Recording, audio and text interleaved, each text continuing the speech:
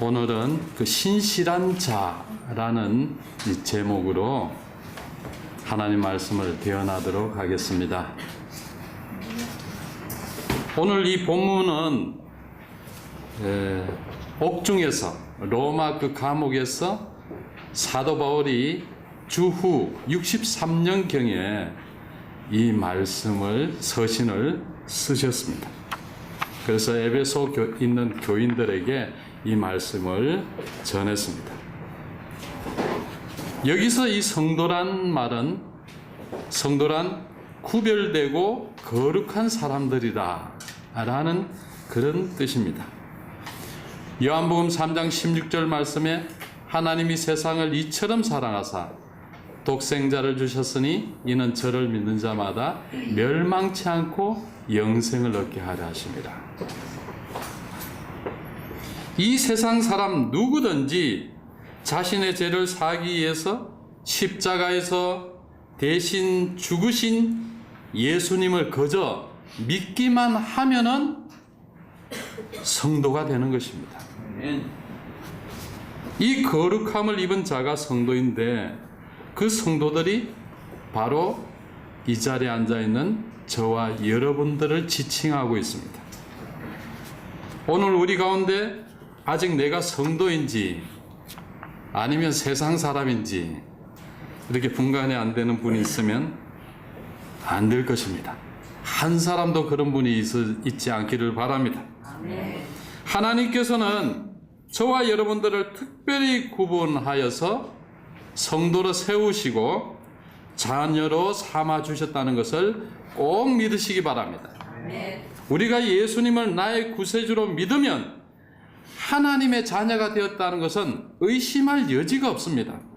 이것은 하나님의 절대적인 주권이요, 그 누구도 하나님과 우리와의 관계를 끊을 자가 없습니다.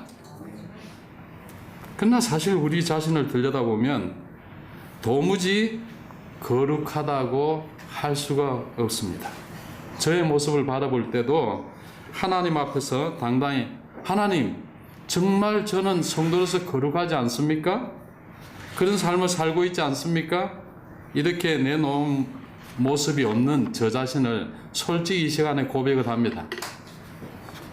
그래도 하나님께서는 여전히 아니야, 너는 성도야, 너는 거룩한 사람이야, 이렇게 저에게 그리고 여러분들에게 말씀하고 계십니다. 하나님의 뜻으로 말미암아 그리스도 예수의 사도된 바울을 세우신 것처럼 하나님은 지금도 그렇게 말씀하고 계십니다. 하나님께서는 우리를 성도로 세우시기 위해서 독생자 예수 그리스도를 이 땅에 보내시고 우리의 죄값을 대신하여 십자가에서 죽게 하시기까지 우리를 사랑하신 그 놀라운 사랑의 대가, 그것 때문에 하나님께서는 저와 여러분들의 아주 작은 믿음 하나 보시고 성도로 인정하신 것을 믿으시기 바랍니다. 어떤 때엔 사단 마귀가 우리를 유혹할 때도 있습니다. 네가 무슨 성도냐? 넌 매일 죄를 짓고 살지 않니? 넌 성도가 아니야. 세상 사람하고 별 다른 게 뭐가 있어? 이렇게 유혹할 때가 있을 때도 있어요. 그럴 때마다 우리 자신은 낮아지고 작아지고 의기소침해질 때도 있습니다. 내가 정말 성도인가 하는 의문이 들 때도 있습니다. 그러나 성도 여러분, 절대 이러한 마귀의 유혹에 넘어가지 말기를 바랍니다. 세상적으로 빠져들지 말기를 바랍니다.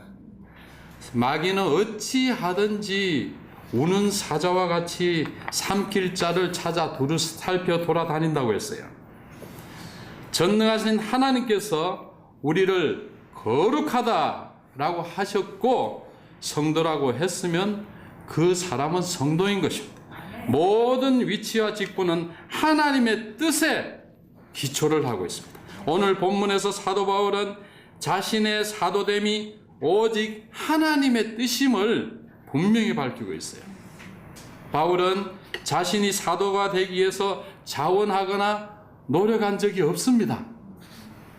바울은 자신이 어떤 노력에 의해서 사도의 직분을 받은 것도 아니에요.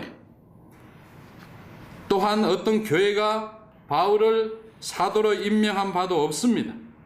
오히려 그는 예수님을 믿기 전에 열심히 교회를 박해하러 다녔던 사람이었어요. 갈라디아서 1장 11절에서 16절 말씀에 보면, 형제들아 내가 너희에게 알게 하노니 내가 전한 복음은 사람의 뜻을 따라 된 것이 아니니라. 이는 내가 사람에게서 받은 것도 아니요 배운 것도 아니요 오직 예수 그리스도의 계시로 말미암은 것이다 라고 했습니다. 내가 이전에 유대교에 있을 때 행한 일을 너희가 들었거니와 하나님의 교회를 심히 박해하고 멸하고 내가 내 동족 중 여러 영갑자보다 유대교를 지나치게 믿어 내 조상의 전통에 대하여 더욱 열심이었으나 그러나 내 어머니의 태로부터 내가 택정하시고 그의 은혜로 나를 부르시니가 그의 아들을 이방에 전하기 위하여 그를 내 속에 나타내시기를 기뻐하셨을 때 내가 곧 혈육과 의논하지 아니하고 라고 했습니다. 이렇게 사도 바울은 전적으로 자신이 사도된 것을 전적으로 하나님의 섭리 가운데서 이방인의 사도가 되었다는 것을 증거하고 있습니다. 여러분들도 잘 알다시피 이 사도 바울이 처음에 이 사도일 때, 사울이었을 때, 여러분들 사도행전 9장 말씀을 뭐 잘 아시겠습니다만은 사울이 제자들이 그 다메섹에 있는 것을 이리 알고 여전히 그런 위협과 살기가 등등해가지고 대제사장에 가서 그 공문을 청해 받아들였습니다. 그리고는 다메섹 여러 해당에 가서 남녀노소 물론 모두 예수님을 믿는 사람들을 전부 결박해서 예루살렘을 끌고 오기로 그렇게 작정을 하고 사울이 다메섹으로 가다가 거기서 홀련히 하늘로부터 빛이 그를 두르면서 그는 거기서 거꾸러집니다. 그때 소리가 있어서 사울아 사울아 네가 어찌하여 나를 박해하느냐 라는 음성을 듣게 됩니다. 그때 이는 그 엎드린 채로 주여 니시니까 했을 때 예수님께서 나는 내가 박해하는 예수다 라고 말씀하셨어요. 너는 일어나 시내로 들어가라. 내가 해야 할 일을 내게 이를 자가 있느니라 라고 예비된 사람을 준비하셨는데 그가 아나니아라는 사람입니다. 이 아나니아를 만나고 난 후에 바울은 180도로 변하게 됩니다. 이렇듯 하나님의 역사는 강권적입니다. 자신의 의지와 이런 것과는 전혀 무관하게 하나님께서는 한 사람을 사용하여서 완전히 180도 바꾸어 사람을 예수님을 핍박하던 사람을 예수님을 증거하는 복된 사람으로 바꾸는 놀라운 역사를 일으키는 것을 보게 됩니다. 이때 같이 길을 가던 사람들이 소리만 듣고 아무것도 보지 못하고 말도 못하고 서 있더라라고 했어요. 사울이 땅에서 일어나 눈을 떴으나 아무것도 보지 못하고 사람의 손에 끌려서 어디로 갔느냐 하면 다메섹으로 들어갔습니다. 거기 직가라는 동네에 들어갔는데 거기서 사흘 동안 먹지도 못하고 마시지도 아니하면서 그는 그저 엎드리며 기도하고 있었습니다. 그때 다메섹에 아나니아라는 사람이 환상 중에 주님께서 그에게 이렇게 했습니다. 너가 이 다메섹에 이 sik가라는 곳에 가라. 그러면 거기에 이 사울이라는 사람이 있을 텐데 그를 위해서 너가 가서 기도를 하고 그에게 안수하고 그를 잡아 도와주라. 이 아나니아가 대답하되 주여 그 사람에 대해서 내가 잘 알고 있습니다. 이 사람이 여기 온 것도 바로 나 같은 사람, 아나니아 같은 사람, 이런 사람들, 예수 믿는 사람들 전부 잡아다가 예루살렘으로 가서 적지 않는 일을 했던 사람인 것을 내가 잘 알고 있는데 어떻게 가겠습니까? 그러나 주님께서 하시는 말씀이 이미 모든 것을 이 사울에게 준비시켜 놓은 상태였습니다. 그저 이 아나니아는 가기만 하면 되도록 만들어 놓으셨어요. 여기서도 주의 이름을 부르는 모든 사람을 결박한 건을 대제사장에게 받았건을 하면서 이렇게 말했을 때 주께서 이르시되 가라. 이 사람은 내 이름을 이방인과 임금들과 예루살렘 자손들에게 전하기 위하여 택한 나의 그릇이다. 이렇게 말씀하셨어요. 이 사울이 이전에 수많은 예수 믿는 사람들을 죽이던 사람을 하나님께서는 그를 들어서 그릇으로 쓰셨다는 것을 말씀하고 있습니다. 여러분들이 9장 15절 말씀을 다음에 한번 찾아보시기 바랍니다. 그가 내 이름을 위하여 얼마나 고난을 받아야 할 것을 내가 그에게 보이리라. 하나님께서는 아나니아에게 이미 이 사울이 바울이 되어서 엄청난 복음을 전하면서 죽기까지, 그것도 감옥에 갇혀서 고통을 당하며 그 엄청난 주의 복음을 증거하면서 그 고난을 받을 것을 이미 아나니아에게 말씀하고 있습니다. 아나니아가 떠나 그 집에 들어가서 그에게 안수하여 형제여, 내가 오는 길에서 나타났던 예수께서 나를 보내어 너를 다시 보게 하시고 성령으로 충만하게 하신다 하고, 그때에 이 아나니아는 그에게 안수를 했습니다. 그러자 그의 눈에선 비늘 같은 것이 떨어지고 세례를 받고 이 사울은 후에 바울로 변하게 되는 놀라운 역사가 일어나는 것을 우리는 잘 알고 있습니다. 저도 예전에 예수님을 모르고 세상적으로 살던 사람이었습니다. 그런 별 볼 일 없는 사람을 하나님께서 이렇게 감히 말씀을 전하는 목사로 세워주신 것을 저는 전혀 상상할 수 없던 일이었습니다. 저의 의지와는 전혀 무관한 일이었습니다. 저는 이렇게 되리라고는 생각지도 못했습니다. 제가 감히 서서 이렇게 하나님 말씀을 증거할 수 있다는 것은 도무지 저에게는 상상할 수 없는 일이 일어났던 것입니다. 제가 늘 노래 선교단 하면서 우리 유호신 목사님 만나지 않았다면 예수님을 나의 구주로 모시지 못했을 것이에요. 이 모든 것이 저의 의지로 된 것은 하나도 없습니다.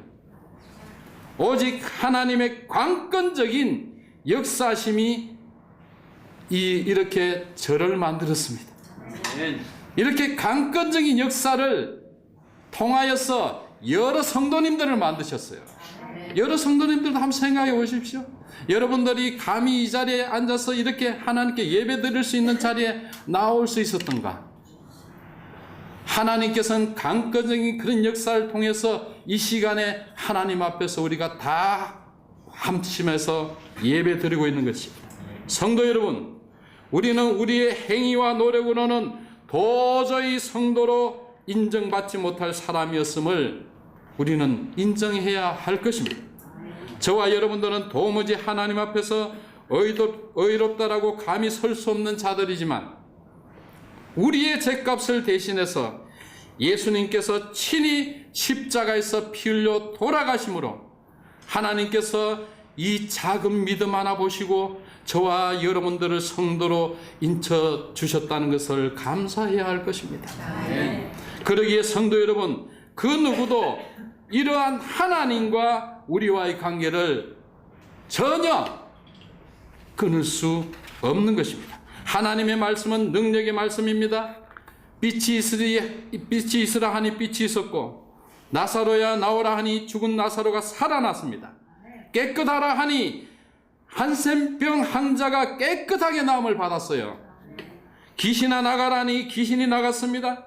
잠잠하라니 그 엄청난 풍랑이 잔잔해지었습니다. 성경의 이 모든 말씀은 사실입니다. 하나님의 능력의 역사는 여전히 지금도 변함이 없으시고, 지금도 여전히 이 순간도 이 시간도 하나님은 역사하시고 영광받고 계십니다.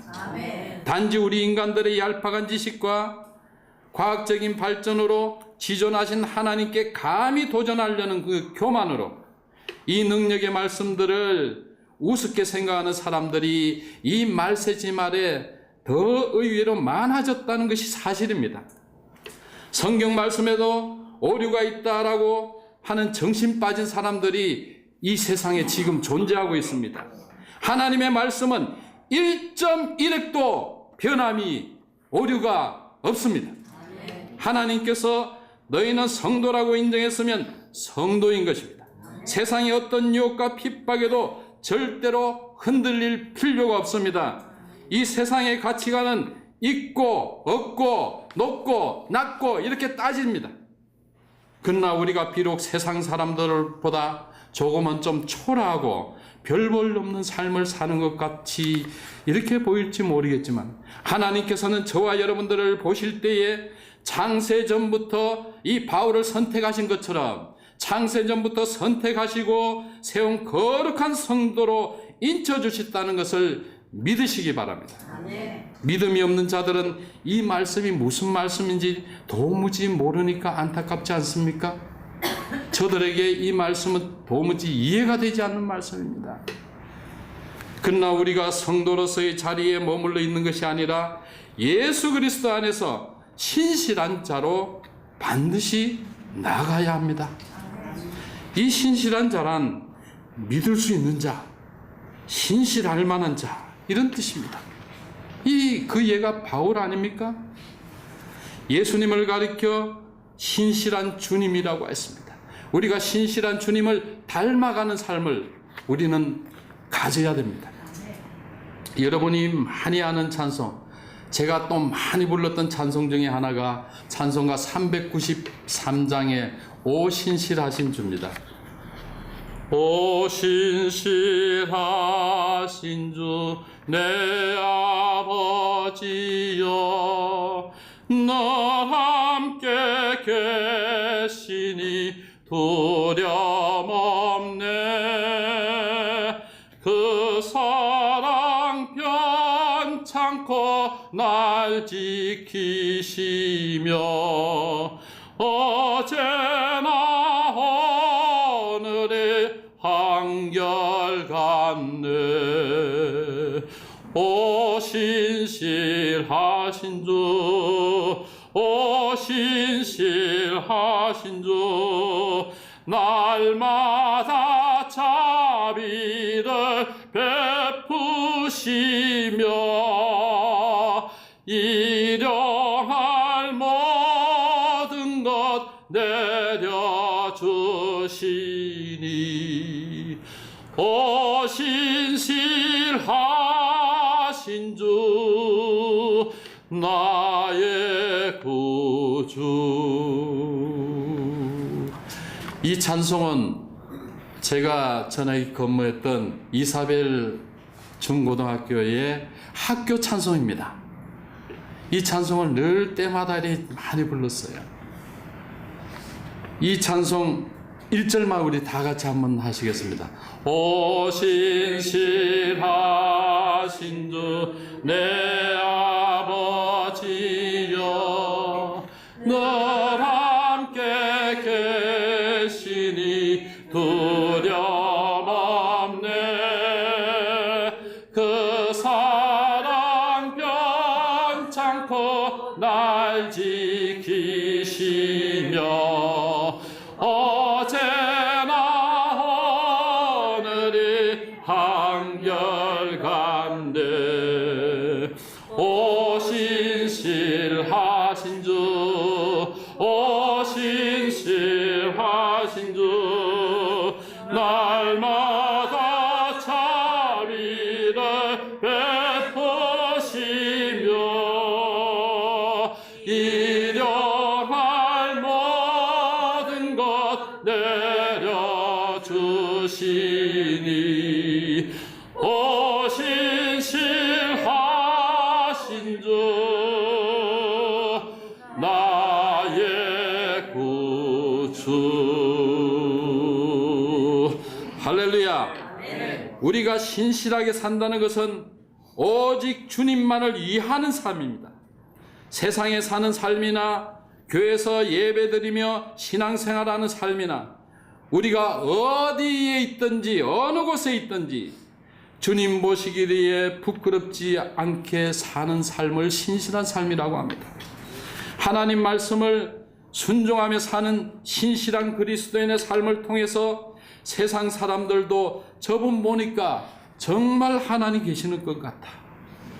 그럴 때에 그들이 예수님을 믿을 마음이 생기게 되는 것이고 전도가 이루어지는 것이에요. 마태복음 5장 13절 이하의 말씀을 보면 너희가 세상의 소금이니 소금이 만일 그 맛을 잃으면 무엇으로 짜게 하리요? 후에는 아무 쓸데없어 밖에 버리어 사람들에게 발뿐이니라 라고 했습니다. 너희는 세상의 빛이라 산 위에 있는 동네가 숨기지 못할 것이요 사람이 등불을 켜서 말 아래 두지 아니하고 등경 위에 두나니 이러므로 모든 집안 사람에게 비치느니라. 이같이 너희 빛이 사람 앞에 비치게 하여 그들로 너희 착한 행실을 보고 하늘에 계신 너희 아버지께 영광을 돌리게 하라. 이렇게 세상 사람들은 눈에 보이지 않는 하나님을 잘 믿지를 못합니다. 그러나 저와 여러분들은 성령님의 인도하심으로 살아계신 하나님을 잘 알고 믿고 있지만 세상 사람들은 저와 여러분들의 삶의 모습을 보고 비로소 믿음을 가지는 경우가 많이 있습니다. 이것이 우리가 그들에게 복음을 전하는 아주 중요한 행위 중에 하나입니다. 그러면 신실한 삶은 어떤 삶입니까? 첫째로 예수님을 닮아가는 삶입니다. 예수님의 신실함을 그대로 우리가 모방하며 살아가는 삶입니다. 예수님을 닮아가는 삶, 그것이 선한 삶을 본받는 것입니다. 요한복음 10장 14절에 17절 말씀에 보면 예수님께서 나는 선한 목자요 나는 내 양을 알고 양도 내 양을 아는 것이 아버지께서 나를 아시고 내가 아버지를 아는 것 같이 나는 양을 위하여 목숨을 버리노라. 또 이 우리에 들지 아니한 다른 양들이 내게 있어 내가 인도해야 할 터인데 그들도 내 음성을 듣고 한 무리가 되어 한 목자에게 있으리라. 내가 내 목숨을 버리는 것은 그것을 내가 다시 얻게 위함이니 이로 말미암아 아버지께서 나를 사랑하시느니라. 성도 여러분, 우리를 위하여 목숨을 내어놓기까지 사랑하시는 예수님의 선하심을 본받는 삶을 우리도 예수님처럼 살아야 될 것입니다. 둘째로 예수님의 말씀에 순종하며 사는 삶입니다. 말씀을 듣고 순종하는 삶을 통해서 신실한 삶을 살 수 있습니다. 하나님의 말씀을 순종하지 않으면 신실할 수가 없습니다. 하나님께서 기뻐하지 않습니다. 하나님께 순종할 때마다 말씀을 듣고 순종할 때마다 그 삶은 신실한 삶으로 변해가는 것입니다. 우리의 모습은 지금 나약하고 부족하고 연약하지만 하나님께서는 그 순종의 모습을 통해서 우리의 중심을 자꾸 이렇게 변해서 주님 닮아가는 그런 모습으로 바뀌는 것입니다. 셋째로 우리 본문에서처럼 예수님 안에 사는 삶입니다. 오직 주님 안에 사는 삶을 통해서 신실한 삶을 살 수 있는 것입니다. 주님을 떠나 사는 것은 마치 물고기가 물 밖을 벗어나는 것과 똑같은 삶입니다. 우리가 주님 밖에서 벗어나게 되면 우리는 죽습니다. 여러분들이 세상에 살아보면 알겠지만 세상의 엄청난 탁류는 언제 어느 때 매일같이 우리를 엄습하는데 우리가 주님 앞에 안에 없으면 주님을 벗어나서 살 때마다 이 엄청난 탕류가 올려 그 속에서 우리가 구정물 속에 우리는 오염되고 그런 속에서 휩쓸려서 살 수밖에 없습니다. 저와 여러분들이 하나님이 원하시는 신실한 삶을 살게 될 때에 하나님께서는 하나님의 뜻을 올해도 저와 여러분들을 통하여 이루어 가실 줄을 믿습니다. 임정만 목사님의 예아집에 있는 내용을 마지막으로 설교를 마칠까 합니다. 어느 큰 기업체를 운영하던 어느 성도가 갑자기 부도가 났습니다. 그는 거지가 되었어요. 방 두 칸에 조그만 새방에서 살게 되었습니다. 그러나 이분은 온 세상이 자기 것인 양 기뻐하길래 목사님이 이상하게 생각했습니다. 한 번은 그래서 목사님이 그 집을 신방에서 그 연유를 물었습니다. 네, 목사님, 제가 숨겨놓은 보물이 있죠. 그것도 6개나 됩니다. 그걸 최근에야 이리 알아내게 되었는데 라고 하면서 이 성도님은 껄껄 웃으면서 이야기를 시작했습니다. 첫째는 제가 아버지를 찾은 것입니다. 언제 어디서나 부르면 달려와 주시고 무엇이나 필요하면 말하지 않아도 다 줄 수 있는 그 부자 아버지를 제가 찾았습니다. 둘째는 그 아버지께서 제게 주시려고 굉장히 크고 좋은 집을 장만해 놓으셨다는 것입니다. 이걸 시가로 따지려고 하니까 계산할 수 없는 어마어마한 집입니다. 셋째는 그 집안에 황금으로 도배를 한 엄청난 집인데 면류관이 있다는 것입니다. 넷째는 또 그 집에서 영원히 살 수 있는 생명보장보험에 가입이 되어 있는, 요 얼마 전에 이 아파트가 불이 나서 우리가 그 엄청난 사건을 잘 알지 않습니까? 그 엄청난 집임에도 불구하고 우리 영생 보장이 되는 생명보험에 가입된 그런 집이라는 것입니다. 다섯째는 제가 언제나 먹고 마실 수 있는 보약이 66가지나 준비되어 있다는 것입니다. 여섯째는 세상에서 가장 소중한 가족들이 있다는 것입니다.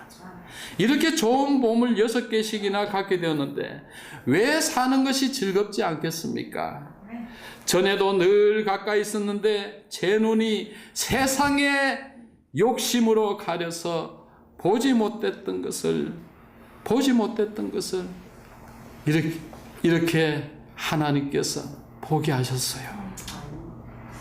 기도하겠습니다.